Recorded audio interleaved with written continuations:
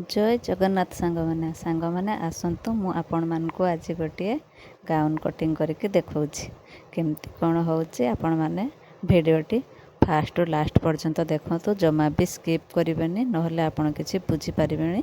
Please मो channel को like and subscribe करंतु। देखंतु मु केमती कौन कटिंग कर आगे आपण कौन करेंगे ना तार टॉप पार्टी आम काटिकी बाहर करवा।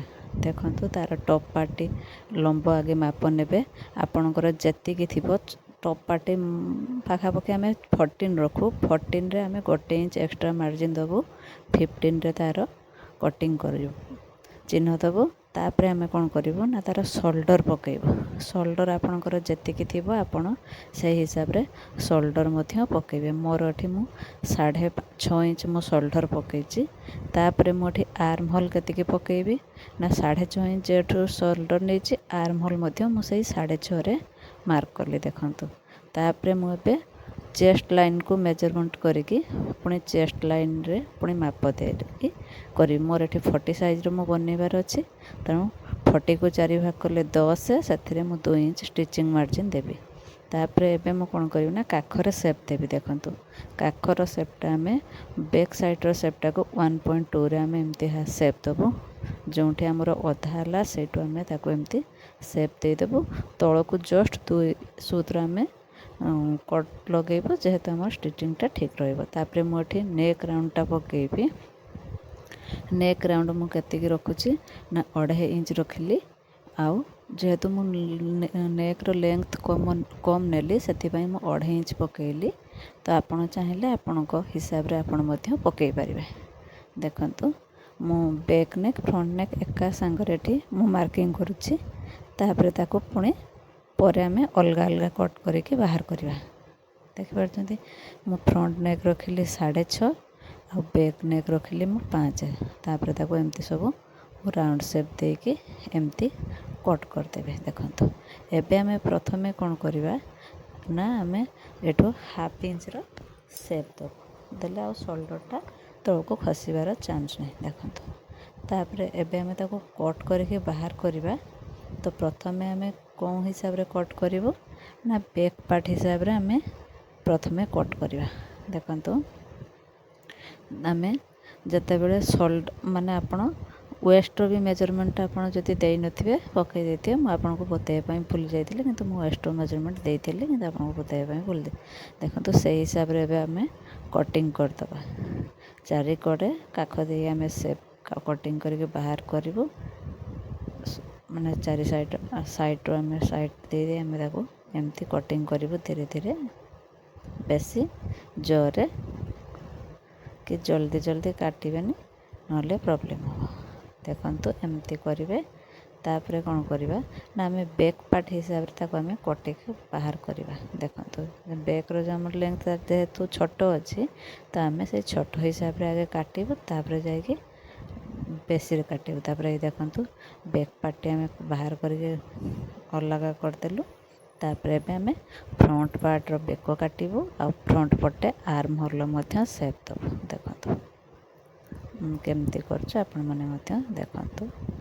आपण को मान को चौक रे आपण एते ठीक से जानि पार नथिबे तो देखबे भाबुछि कि आपण एते जानि पार नथिबे। चौक रे समान समान कलर हे जाउछि। देखंतु एमती हमें भीतर को हाफ इंच रो मार्क करके एमती आ गोटे शेप दे दबा। कहीं ना आमर back to front row arm holder कपड़ा बेसी जाकी ही रुहे से आम ताको टिके एक्स्ट्रा कट मध्य दे था। देख पारछंती एमती काटिके बाहर करदेलु। तापर बैक रो पार्टी मध्य आम ताको कट कर। देखंतु तो ये आमर फ्रंट रेडी हो गला। फ्रंट नेक रेडी हो गला फ्रंट पार्ट आ सेटा बैक पार्ट आमर रेडी हो। देखंतु आपण एमती ताको भल भाव सजाड़ी के रखंतु। तापर आपण कौन करेंगे ना तार सब टक्स पकेबे। मिडिल पॉइंट को मिडिल पॉइंट टक्स पकेबे बुझिपारछन।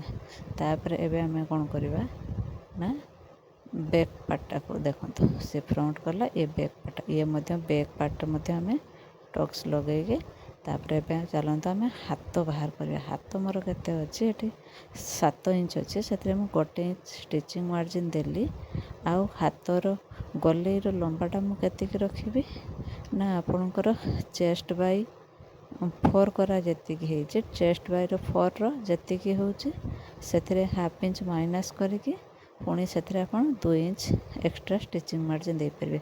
ଯେହେତୁ ମୁଁ ଏଇଟା କେତେ କହିଥିଲି, ମୋର 12 ଇଞ୍ଚ ରଖିଛି, ତ ମୁଁ ଏଥିରେ ଜଷ୍ଟ 1/2 ଇଞ୍ଚ ମାର୍କ କରିକି 11.5 ଇଞ୍ଚରେ ମୁଁ ମାର୍କିଂ କରିବି। ଦେଖନ୍ତୁ ଏଠି 2.5 ଇଞ୍ଚରେ ମୁଁ ମାର୍କ ପ୍ରଥମେ କଲି, ତାପରେ ଏଠି 3.5ର କାଖ ସେପ୍ ଦେଇକି ସେଠି ତାପରେ ମୁଁ ରାଉଣ୍ଡ ସେପ୍ଟା କରିଦେଲି, ସେପ୍ ଦେଇଦେଲି।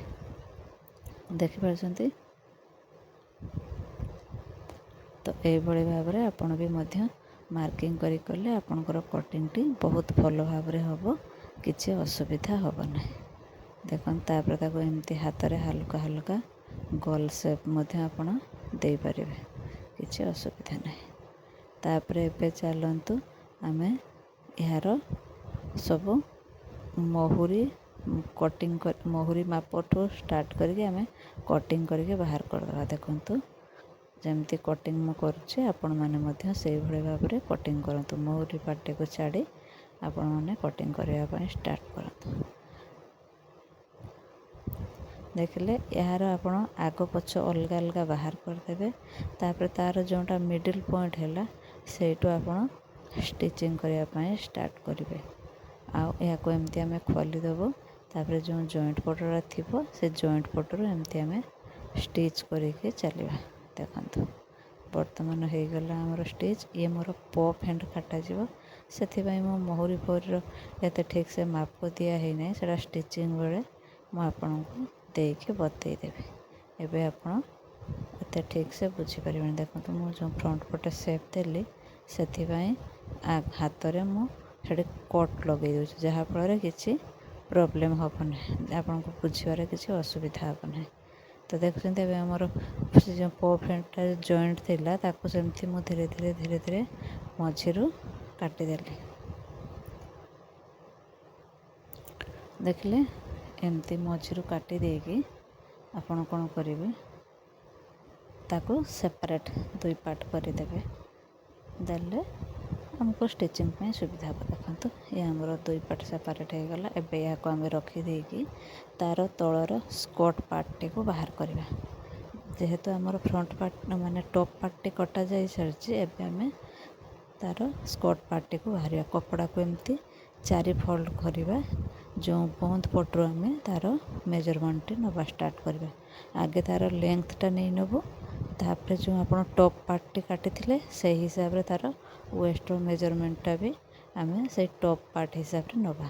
ଦେଖନ୍ତୁ କେମିତି ଏମିତି ଆପଣ ରଖିବେ, ସେଇଠୁ କେମିତି କୁଞ୍ଚି ଲାଗିବ, ଦେଖିପାରୁଛନ୍ତି? ଏଇଭଳି ଭାବରେ କୁଞ୍ଚ ବସେଇକିନା ଆପଣଙ୍କର ଟପ୍ ପାର୍ଟଟି ମଧ୍ୟ ରେଡ଼ି ହେବ।